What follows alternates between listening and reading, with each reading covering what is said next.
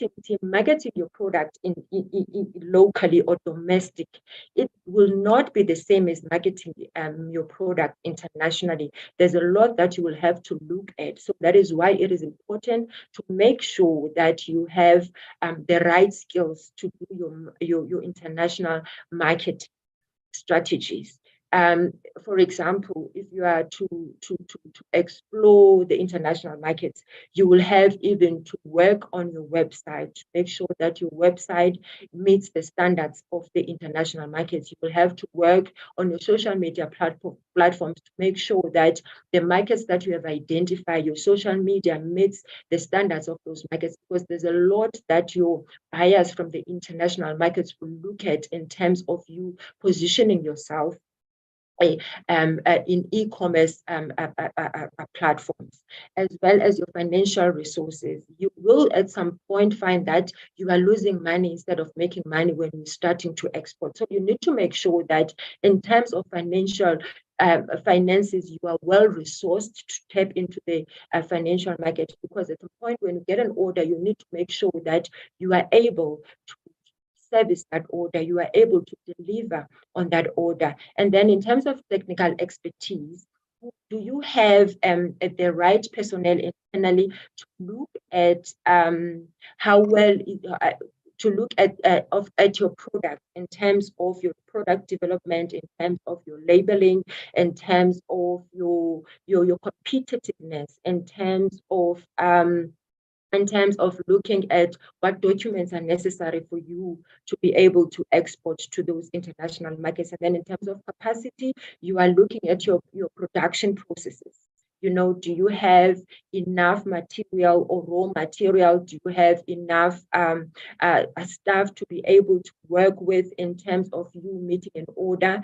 And then you will have to go through international market intelligence. This will cost you money, because at some point you will need not only to sit in South Africa to check on the markets through your Google search or stuff like that, or social media. You will have to go to those markets and ensure that you are familiar with where you are taking your product in order to assess your product competitiveness in those markets, to assess the political environment in those markets, to assess if they even have social sustainability programs. Do they have? Will your product be able to adapt in that market? So these are all just briefly what you need to assess in terms of your business state of readiness when you are about to enter international markets. So I will allow questions and answers at the end of the presentation, so that we go through it quickly and then we get time to interact with it. I've got small short videos that I would like to just play for you so that you have an idea, but at the end of the session we'll make sure that we do share the presentation with you. And then you have to look also at the product readiness. In terms of the product readiness, you're looking at how are you doing in the local market. Domestically, where are you selling the product? Is your product in shelves? Is your product, where are you selling in other provinces? Which stores are you selling at? Have you exhausted the domestic market? What makes you to take the decision to think that your product will do well in the international market? I understand that some products, you may have a solution that is not necessarily for South Africa. Your solution may be for international market. I'm saying solution because I want us to change the mindset of replicating things that are already there. Your product should be in such a way that it is providing a solution to your consumers. So you look at that first. How successful are you in the local market? And by assessing your business first, that will then tell you how successful are you in the local market. And then you must assess your product adaptability. You will then have to identify the markets that you think your product is going to be competitive at, or it is on demand. Where is it on demand? And then is your product going to be to adapt in that market? You have to look at that as well. And then you must look at cost structures of manufacturing the product, because when you export, you have to look at a whole lot of other cost matters that will then affect your pricing. And then those are such as you have to identify an Incoterm that you are going to use when you export your product. You have to look at your raw materials. You have to look at your product labeling. You have to look at your there's a lot that goes into it when you are about to export the channels that you are going to use for distribution.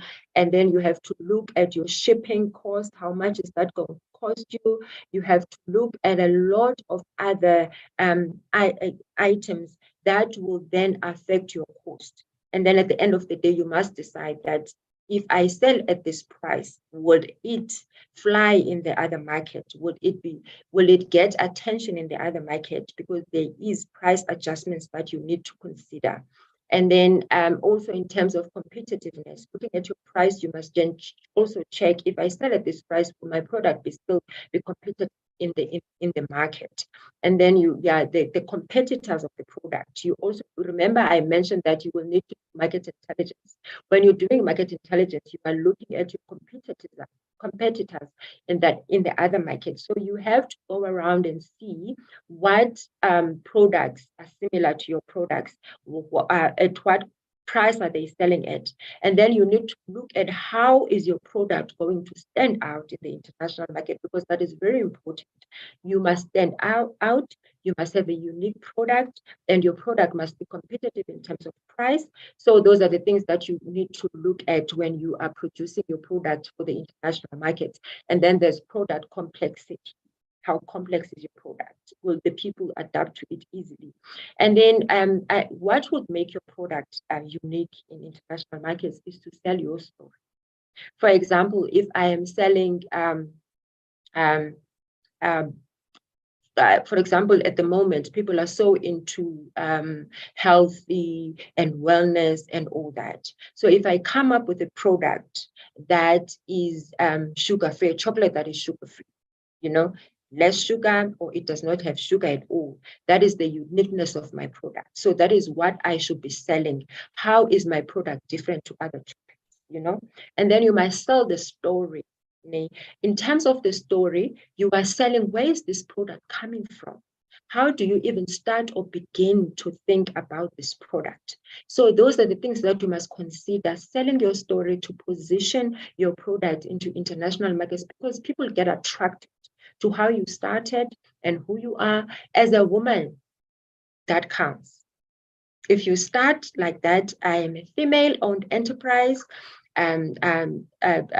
positioned in the Eastern Cape, and I am selling aloe, cosmetic products made of aloe. Aloe is widely grown in the Eastern Cape, and so those are the things that will take your product to the next level when you are selling it. Be unique. You must have a solution. It must have a solution, and then you must tell your story as well. It must stand out. That is very important. And then as you done with all these other elements of your export audit, you must then be a registered exporter. For you to register as an exporter, you go to SARS, Export Customs Division. And then they will guide you on how to register as an exporter. And then you will get your export registration certificate that will be required for all your exporting that you will be doing to other markets internationally. And then there's what we call a certificate of origin. A certificate of origin is what you will get from normally from the business chamber, and then that will be certifying that your product is made in South Africa, Eastern Cape, East London, and then they will certify it and sign it. But in other markets, it is enough if you do it by your own, but in other markets, they will require a certifying body to do that for you. Which is normally your business chamber. In East London, we have the Boracay Chamber of Business. Those that are in Gqeberha, they will know the Nelson Mandela Bay Chamber of Commerce. And then there are other chambers that does the same certificate or origin of certificate. And then that will be all about your export audit. So you audit your business, and then you audit your product, and then you make sure that you've got the certification that allows you to export your product to international markets. So moving to our next slide. This video is a bit long. I am not going to play it, but you will receive it when I am sending the presentation through to you guys. This one is all about how to do your export audit and what to consider when you are doing your export audit. Our next slide Our next slide is going to talk about documentation. This one is very hard because there's a lot of paperwork that you need to go through when you start exporting, and you need to familiarize yourself with everything, or else you will have a challenge, and then everything will lead you back to your documentation when you were exporting your goods. So first and foremost, you need to come up with a quotation or a pro forma invoice. A pro forma invoice will then be your first point of contact with your buyer. On the other side, your buyer, you either call them your importer or your buyer, and we will call you a seller or the exporter. So the pro forma invoice or the quotation will have to have the following details: the seller's name and address, that is you as the exporter; the buyer's name and address, that is the importer in the other country; and then the buyer's reference, the items quoted. You need to list the items that you are selling to your buyer, and then you need to list prices per item if it's different items, and then you need to show the weight and the dimensions of the items, the terms of sale or Incoterm. This is the contract. I will get to this in what is an Incoterm when we get to the slide that talks about Incoterms. And then there's terms of payment, which is very important, and then there's estimated shipping date, and there's validity date. It is important, the shipping date is important, and this pro forma invoice is important because it will form part of your contract.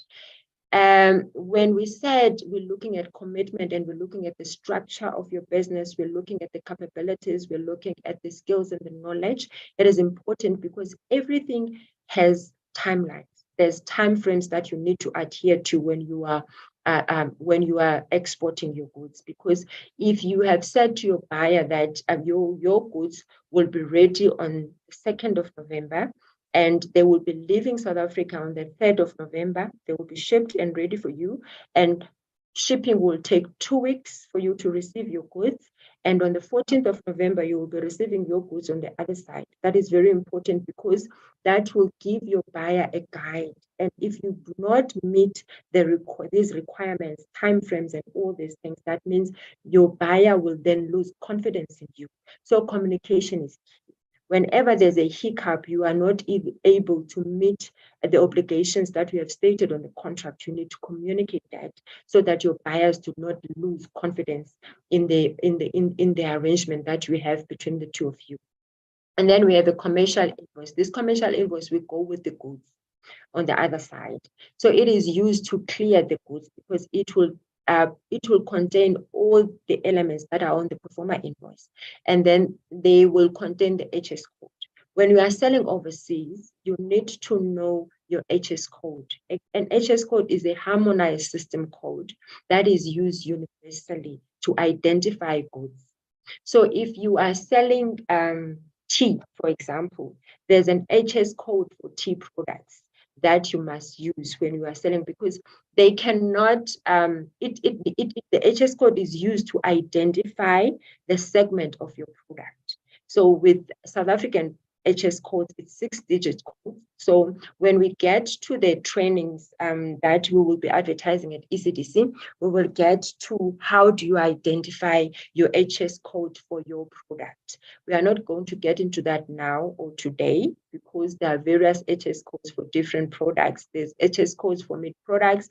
Even when you get to meat products, you will find that there's a list of different HS codes for that product. There's different segments. So those are the things that you will need to familiarize yourself and get the correct HS code for your product, because if you've got it incorrectly, and then you will still get a challenge when your product lands on the other side, or when the buyer during the clearing process of the product in the other market. And then there's destination control statement that you will need to write. That is between you and the buyer. And then there's packaging list. Packaging list is what you will need also to fill in. This also goes together with the goods, and then the packaging list will list your seller's details, the buyer's details, who's the shipper, the invoice number, the date of shipment, the mode of transport. Is it air? Is it ship? Is it road? And the carrier's name as well, the itemized quantities, and then the description of the goods and the type of packaging. This also can hold your shipment. Documentation is very important, because if you don't have the right documentation, this can delay the release of the goods through customs. So it is important that you make sure that your pro forma invoice is correct, your commercial invoice is correct, your packaging list is correct. I know for a fact a packaging list can be a problem, because I once shipped goods from China to the Eastern Cape, and because of language barrier, my seller and myself, it was back and forth and all that. I had to wait for 2 weeks for me to be able to clear my goods from the customs. And then we go to the next slide. This is also still about documentation, and then you will have your transport documentation and air waiver. An air waiver is a legal document. These are all legal documents. So an air waiver is a legal document that is required from the international airline that is transporting the goods to the other country. So this is giving them the authority to be shipping these goods or to be delivering these goods to the next destination. And then there's a bill of lading. This is also a legal document that is used for transport by the transport of the goods. For them, is giving them the authorization that they are authorized to be shipping these goods, and they need to know what is contained in the package or in the shipment, and they need to count, they need to check before they can even load the goods onto their carriers. And then there's a certificate of origin that goes with it. This is what the certificate of origin certifies that the goods are from South Africa or any other part of the world. There is generic of origin, which is the one you can do yourself, or there is the certificate of origin, the one that must be done by an authorized entity. And then there's free trade agreement certificate of origin. A free trade agreement is, for example, South Africa has a free trade agreement with various countries in around the world. There is EU free trade agreement. A free trade agreement is an agreement between two countries where you are exempted for paying for export duties. For example, if you are exporting to the USA, there are special tariff agreements that are in place where you are exempted to pay for certain tariffs. Along the way, we will give you a list of what are those tariffs in which countries you can benefit from. For example, in the US, if you are exporting certain food products, you are exempted from paying certain export tariffs. It means that you can export to the US and not charged for export tariffs. And then in the EU as well, in the UK as well, it depends from country to country. And international trade standards allows countries to trade in that way. And then there will be phytosanitary certificates. Phytosanitary certificates are very important for you to have those certificates, because if you don't have them and then you ship it to a country that requires the phytosanitary certificate, that would mean that you have failed in that instance and your goods can just be disposed. Phytosanitary certificates will work on your plant products such as teas. You need to have that.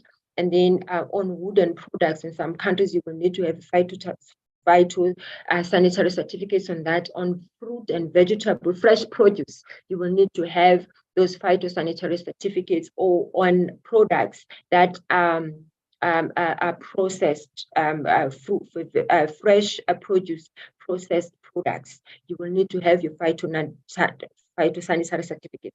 This certificate, you can only get it from the Department of Agriculture. They assist you once you say you want to export to a certain country. The Department of Agriculture will then assist you to get your phytosanitary certificate. And then these all that I've mentioned, we are able to assist you when you are now ready to export, to look at which certificate you require for you to export to certain markets. And then the ECDC will then assist you to make sure that you have the required certification in place for you. We have just approved a fund, we call it trade finance.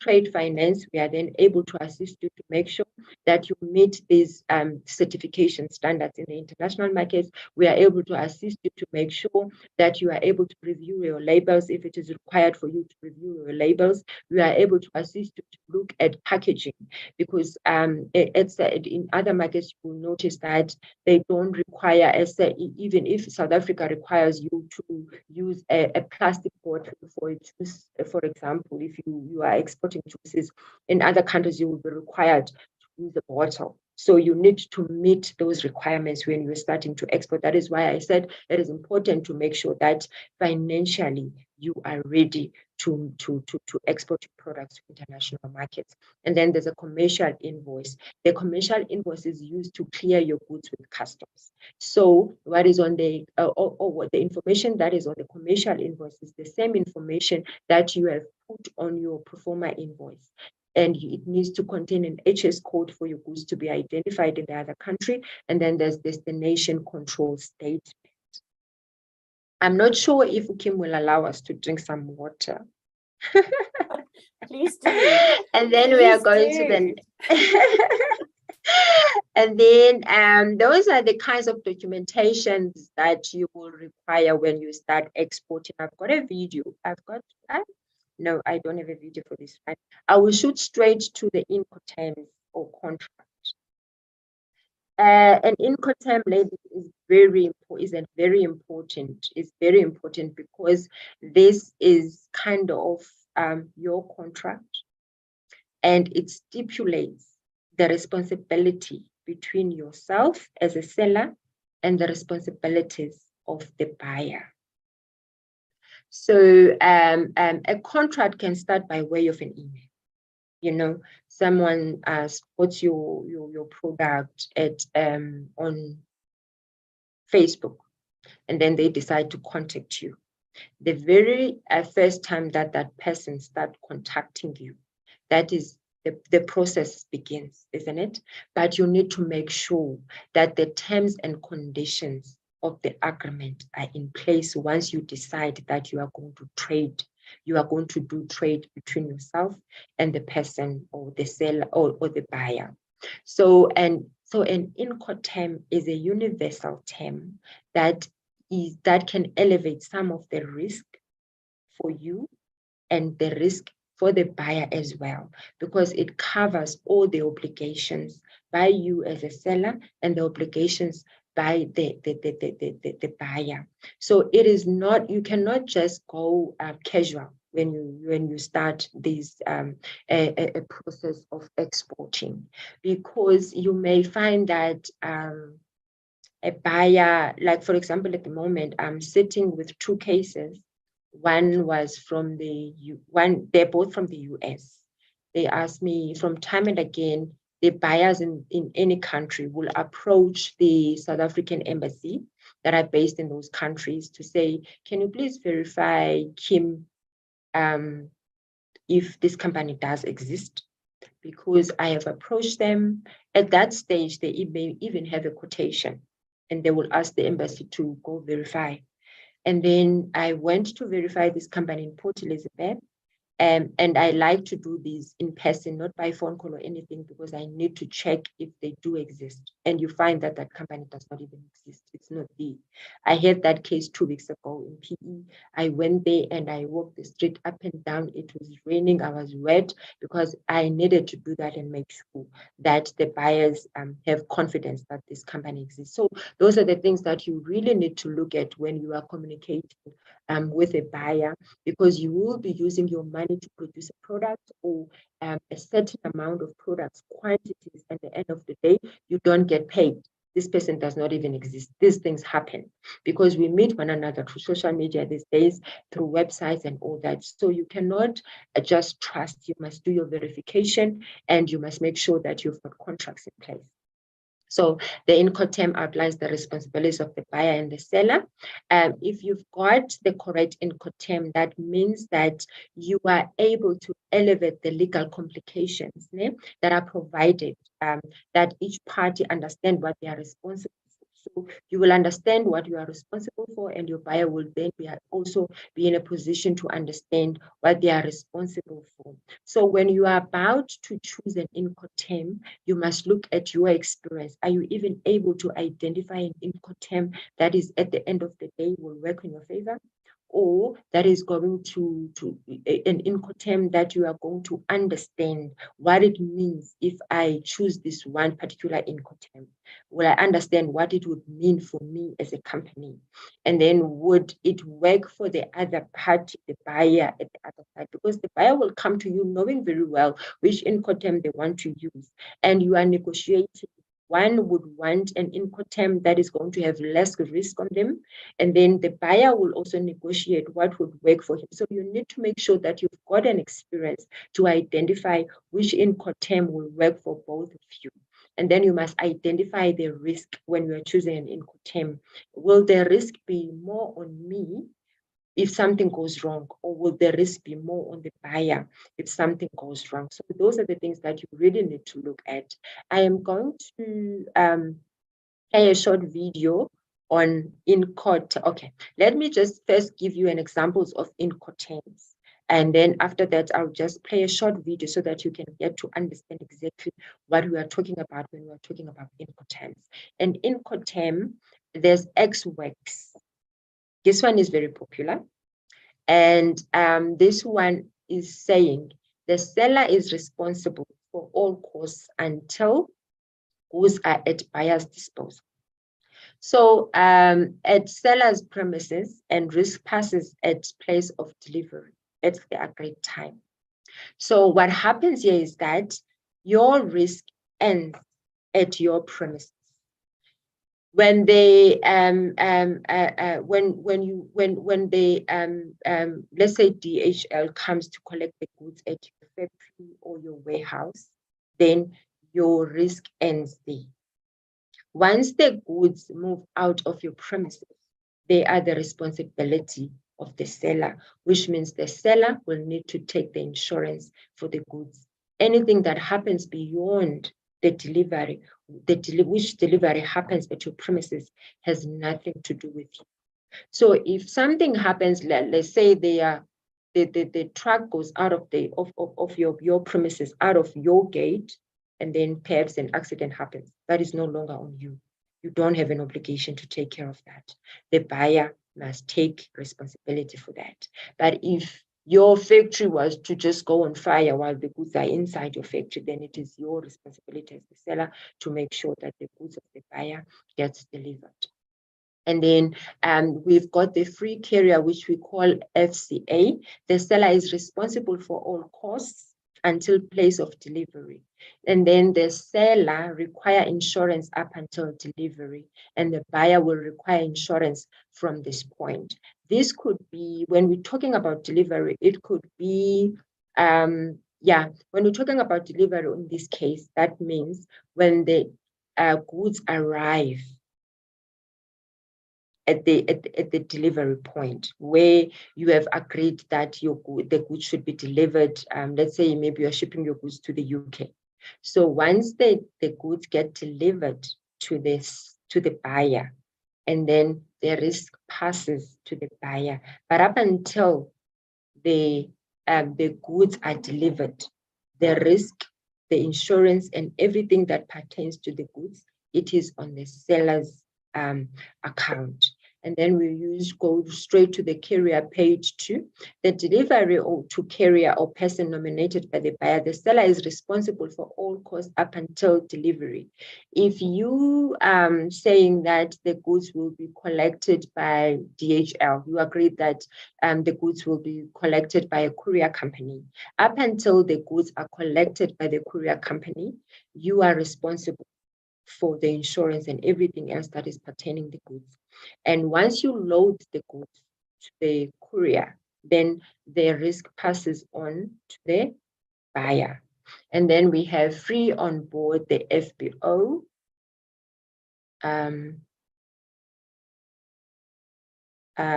The seller here is responsible for all costs up until delivery. The risk of loss or damage to the good passes when the goods are on board the vessel. That means that when you are shipping the goods by ship through let's say that you are shipping through the East London port. Once you load the goods on the container, and then the risk passes on to the buyer.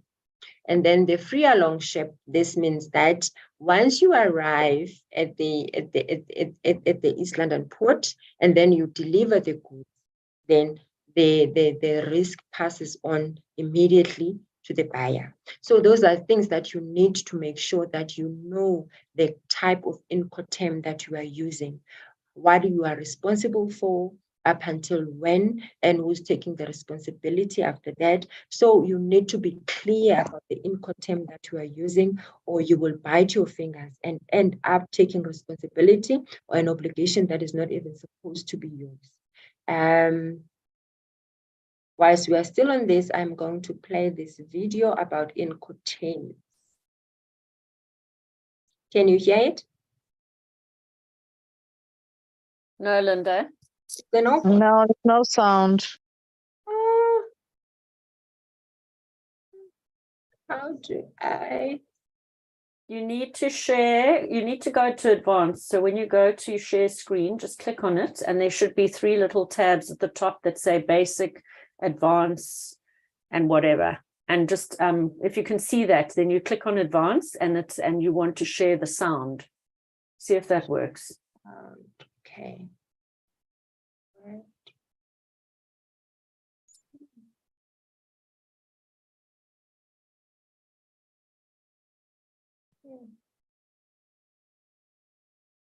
Can you hear now? No, because it isn't playing. It's not playing. I can't share on my side. But can you see it? Can you see? We can see it, which is brilliant. We just can't hear the sound. Oh, I did go to, okay, let me go to advanced.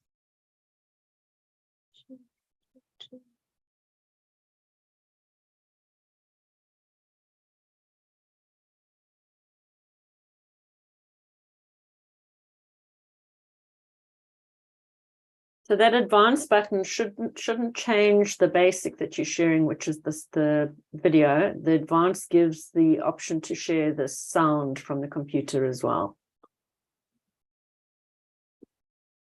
I did click on sound though. And it didn't. Will you share this video? Yes, it's on the presentation, so I should be able to see.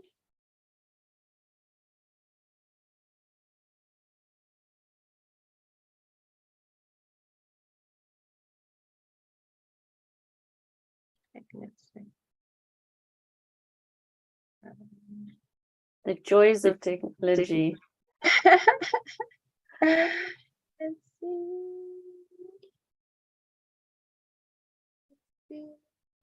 You know, I often say we accept human error, but we're not very kind to technology because we don't expect it to fail on us. But what would we do without it?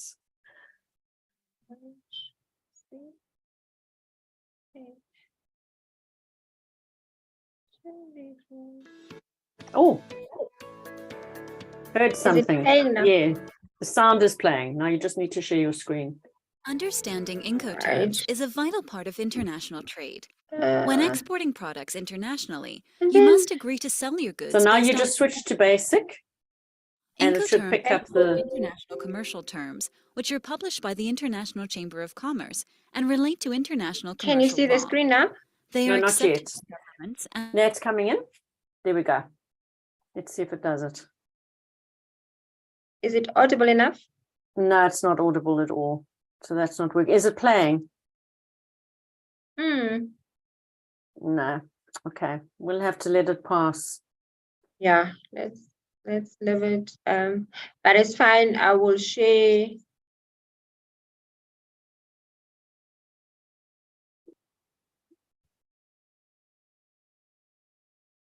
Right. Let's go back. I will just share.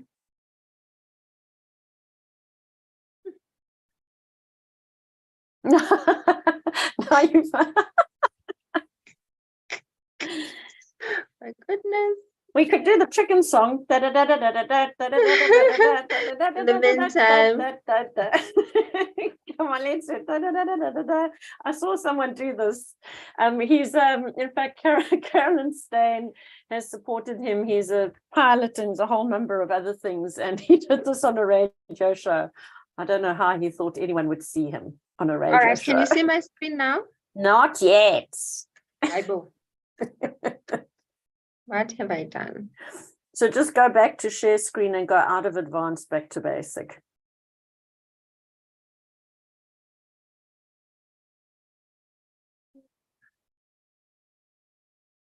Don't worry, I couldn't have done this, and I think I'm quite clever. Listen, at least I think I'm clever. I couldn't have done it. I've struggled as well to get the sound to work. It's got to be embedded, but we can work on the tech another time. Okay. Let me Anything check coming up now? Not yet. Let me just check you've still got sharing.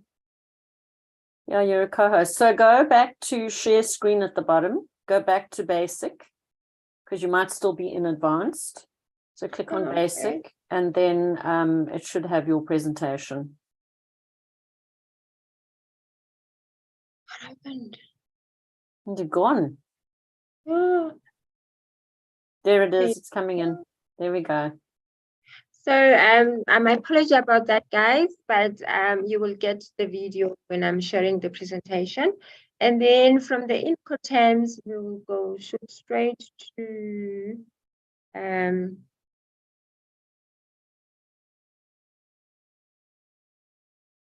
the obligation. So just check on, just click on, go to the top there, go to slideshow, click on slideshow. Right at the top one, oh, even, yeah, that's also fine. There we go.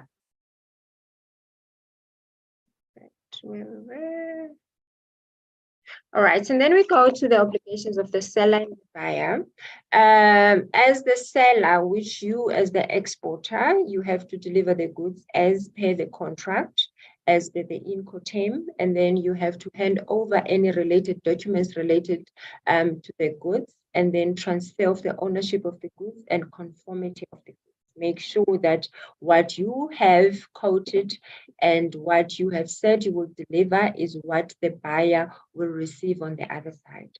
And then the obligation of the buyer is to pay you on time.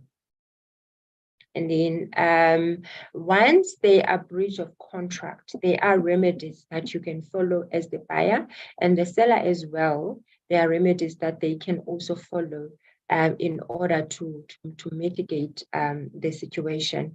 So the buyer's right, they must claim the goods that you promised to deliver, or they can require the substitute goods to substitute the goods with something else, or any product that is similar to what you've got that can substitute what you've promised, or if there's maybe the goods broke during the delivery or the process of shipping, and then you can be asked to repair the goods, or they can just terminate the contract. And then you, as the seller, you can claim for damages as well. you have to demand your payment if it's not done, and then you can request for additional time to perform. That is why I said it is important to communicate. If you are not able to deliver on time, you must communicate. If there are challenges with shipment, if there are challenges with documentation, if there are challenges with you getting your inputs from wherever you are getting them, because remember during the that reminds me, during 2020, the borders just closed. And we were not aware that that was going to happen. All countries closed borders and there was no trade at all. You are sitting with an order now that you thought that you would be shipping. Like in South Africa, the president announced the closure of borders a day before. And he had this thing, he made it normal that he would just announce the day before where we are in terms of COVID regulations and restrictions. So that happened and nobody was aware that would happen. And then that your Incoterms, your contract should then have clauses that will then allow you time to perform your duties. They will not release you from the contract or from the obligation, but there should then be a way of mitigating the risks, the way of accommodating the remedies on how would you then if you come across challenges, how will you then handle those challenges? And then the risk passes in accordance with the Incoterm. That is very important. The Incoterm that you select is very important because a risk will pass according to the Incoterm that you have chosen. If your Incoterm allows you to elevate risk from your premises, then that's well and good. And if the risk, if for example, when the borders closed in 2020, some of the goods, if you remember, were already on transit. What happens then? They get to the other side and they were held at customs clearance, they were held at the harbors and nothing could be done. Then what do you do when as a seller? Because, and what does the buyer does on the other side if they already paid for the goods? And we had an issue now, not so long ago, which was very frustrating for me, even though I wasn't a farmer. I don't know if you guys saw the articles that were going around about the South African citrus that was stuck at the EU. Imagine, those were tons and tons of citrus, our citrus that was stuck at the EU because they decided to raise a barrier that wasn't there before. And they decide to do that when the citrus was already on transit. And now our citrus was stuck there. Our farmers were frustrated because they were losing a lot of money. You lose money daily, hourly, when you've got goods on transit that you cannot clear on time. So those are the very important, the timeframes are very important. And those farmers are not going to recover anytime soon. Government will need to incentivize them for the produce that they have lost during all that was going on with the EU countries at that time. So those are the things that you need to consider, but there are ways to remedy breach of contracts for the buyer as well as the seller. But those also depend on the type of Incoterm that you have chosen to use. And then we go to finance and payment terms. Finance and payment terms is what you need to agree on even before you start shipping the goods. This will need to be part of your contract. You need to agree on the payment terms. There are risks in terms of payment terms. Imagine when a buyer when you believe somebody who says internet or Facebook or whatever platform that you have met those guys, and then you started communicating by emails and all that, you don't verify if this person is still even exists, and then you just ship your goods to the other side, and then you don't get payment. We had received these inquiries from various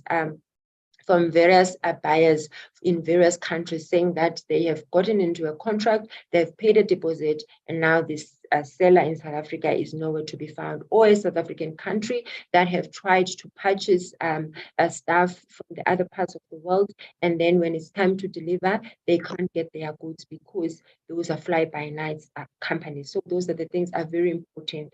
There are different types of payment, which is cash in advance. That is very easy. You get paid upfront, which is there's no hassles, there's nothing. So this is an advantage for you as an exporter. This is advantage for you as an exporter, but you will hardly ever get that, not unless you have built a relationship with your buyer on the other side. So it is very important to be transparent. It is very important to build the trust between yourself and your buyers. It is very important to be reliable. When you say that the goods are going to be delivered within a certain time frame, you must make sure that is done. And if it's not going to happen, you must then advise your buyer what happened and how are you going to remedy the situation, and make sure that what you have promised, you are able to deliver. You are able to deliver. You don't overpromise and then you underperform. And if your quality as well, if you export products and you have given them a sample, some buyers will ask you for a sample, and then you ship a sample. And then when you now supposed to deliver on the contract, you now shipping something that is less of the quality that you have promised in the beginning. So those are the things that buyers look at. So for you to be that if you are a reliable seller or a reliable exporter and you build your relationships, that would make your business to be sustainable as well, because you will get recommendations. You will be recommended. Your sellers or your buyers will recommend you to other organizations that are looking, or other buyers that are looking for similar products. For example, at the moment, the rest of the world are looking for alternative markets in terms of where to get products, because we were all stunned by the fact that all along, Russia and Ukraine were supplying us with wheat. We're now in a position where we don't know when is this war going to end, because it is costing us. So most countries of the world are looking for alternative markets to source products from. And that is an opportunity for South Africa. When there is a war, or when there is any kind of a crisis, remember the China-US crisis. That was an opportunity for other countries to be able to trade with the US, because now they were considering the various markets around when they were thinking of leaving China, So when you see a crisis in another country, you should look at opportunities for yourself. There's a war that is happening now in Ukraine. What are your opportunities there? When we were under COVID-19, everything was like shut down and all that. What were the opportunities there? We saw people coming up with face masks, those handmade face masks, and those that realize that this is an opportunity to make money during that period. So you must always be proactive, and you must always know that change is constant. And your business should be able to adapt to changes, because look at a circumstance where the farmers, the citrus farmers, were now stuck with their produce, and the EU is our market for years. Then all of a sudden, now they are identifying something that has no longer been there, and at the last minute, when the when the containers are there, and then now they are telling us that no, we have identified a black spot in your citrus, therefore we are not taking it. Imagine. So you need to be proactive so that you know how to respond to market to disasters when you are faced with them. And then there is what we call letter of credit. This is the most safest form of trading with international buyers. So what will happen in this case, once you conclude on your contract, the buyer on the other side will then talk to their bank in their respective country and tell them that they are now in a contract with a seller in South Africa, and they would like their bank to be a middleman between the seller and between themselves as the buyer and the seller in South Africa. So the buyer's bank will prepare all the paperwork and then send it to the corresponding bank in South Africa, for example, because you will be based in South Africa. So that will be giving an instruction, will be giving the corresponding bank an instruction, the corresponding bank in South Africa an instruction that they should pay you depending on the Incoterm that you have chosen, whether they pay you once you ship the goods or they pay you once the goods are delivered. There are two types of letters of credit. There is irrevocable, and then there's revocable. The irrevocable one is the safest one for you. I'll repeat that because the bank is obligated to pay you as long as all the requirements, you have met all the requirements and all the documents that are supposed to, that all the required documents are available to them for you to pay you. And then the revocable one, it means that if something happens between you shipping the goods and all that, then you are at risk of not getting paid. And then we have come to the end of our presentation.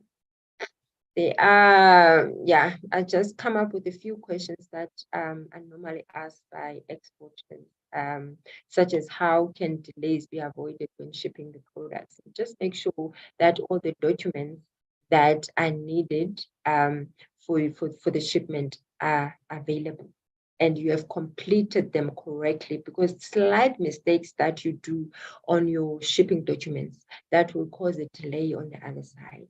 And then if there are any permit certifications that are needed to go along with the shipment, make sure that all those requirements are met and they are within time frames, and all the compliance documents are there to be processed by customs when your goods arrive on the other side. And then, for example, how do I price my product? I've mentioned earlier that your product pricing depends on a lot of externalities, such as your labor, your transport costs, your inputs, your time that you spend, and you assessing the competitiveness of the product in the other country. And then, there's a lot that you need to consider. And then how do you choose your Incoterm? And then this one is really dependent on it will be dependent on how much risk are you willing to take as a seller? How much responsibility are you willing to take as a seller? And then, can I custom clear my shipment? Okay. When the goods arrive on the other market or in the other country, they need to be custom cleared by customs authority. And it is advisable that you must have a clearing agent, or the buyer must have their clearing agent on the other side, because once you think that you can do custom clearance for yourself, you may omit some information, and that will cause further delays on your shipment on the other side. So it's very important that you consider all these things when you start exporting, and make sure that you are well informed and you go through every nitty-gritty that there is regarding you taking your products to international markets. And then we have come to the end of our session. I will take questions.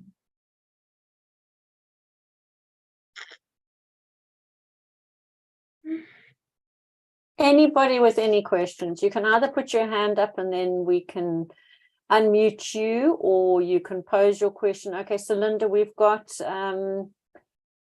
Sandra has said, thank you. We're looking for opportunities within Africa, linking with agents or reputable resellers within the relevant sectors would be really helpful.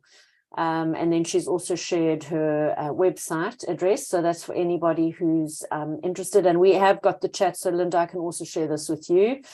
Dr. Shishka said her business is medical cannabis and holistic homeopathic medicines. We are a part of the global cannabis clinics assisting patients with various ailments. My company name is Holistic Integrative Healing Institute, and her email address and her mobile number. So if anybody would like to get hold of our beautiful Dr. Shishka Gallo, who happens to have just recently represented the country in the Mrs. Tourism, and if I'm correct, has just received her doctorate So Shushka, maybe you just want to say hi to everybody. Hi guys, sorry it's load shedding, so we also have quite bad signal. Thank you so much. So it's been great. I was in Thailand, and then at least won some titles for South Africa, and just back from Nigeria now on Monday nights. And I've received an honorary doctorate in medicine, actually for medical cannabis from the USA. So really exciting, and so South Africa got a lot to offer. So it'll be great if we can, collaborate and get people to see what we're actually doing in this country. Thanks so much, Kim. Thank you, and Linda. Thanks for the presentation. That was short and sweet. Anybody else want to pose a question? I think you covered that so well, Linda. Honestly, I think more than anything, you also summarized the modules, which is brilliant. I think it was amazing to be able to have this experience. I know we've got a couple of those who've joined us from other programs who've actually completed their programs already. And I'm sure that if I could have a show of hands of who found this useful, having actually completed the modules, maybe you could just put your hands up and just give Linda a little bit of love. But I just think that that was fantastic. Thank you. Jemima, yes, you've got your hand up. Great. Would you like to speak? Oh, apologies. I didn't actually mean to put it up, but just to say thank you to Linda. That was really spot on. Thank you, Jemima. That was spot on and very much complementary to what we've been studying and the discussions we've been having for the last 8 weeks. Thank you very much. Awesome. Thank you. And Vedra?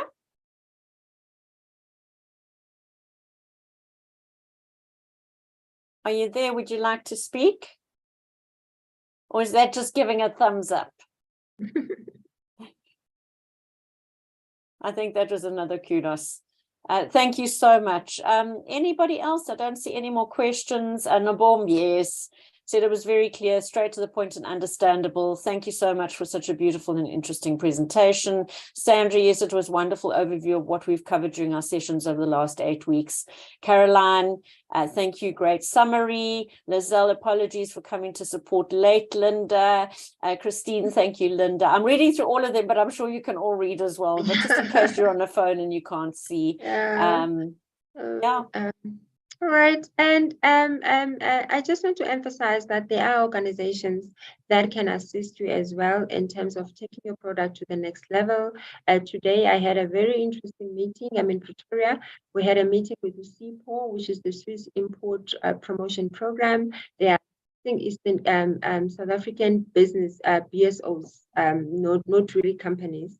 They are assisting BSOs, that is us, organizations like ECDC, empowering them with capabilities to be able to assist the companies export to Switzerland and to Europe. It was very informative, eye-opening, and they are emphasizing their sectors. It's mainly natural ingredients. And the focus in the European market at the moment is natural ingredients. So you don't have to, if you, for example, Dr. Shiksha is in cannabis, they don't need that process. They want cannabis as it is. We had a client that is processing umhlonyane. Umhlonyane is a wild plant, is a herbal plant in the Eastern Cape, which grows anywhere in the field. If you are into umhlonyane, the EU market wants umhlonyane as it is as a natural ingredient. So we assist you to make sure that your products are competitive, your products are compliant, and we assist you with certification, working with these organizations such as TFSA as well.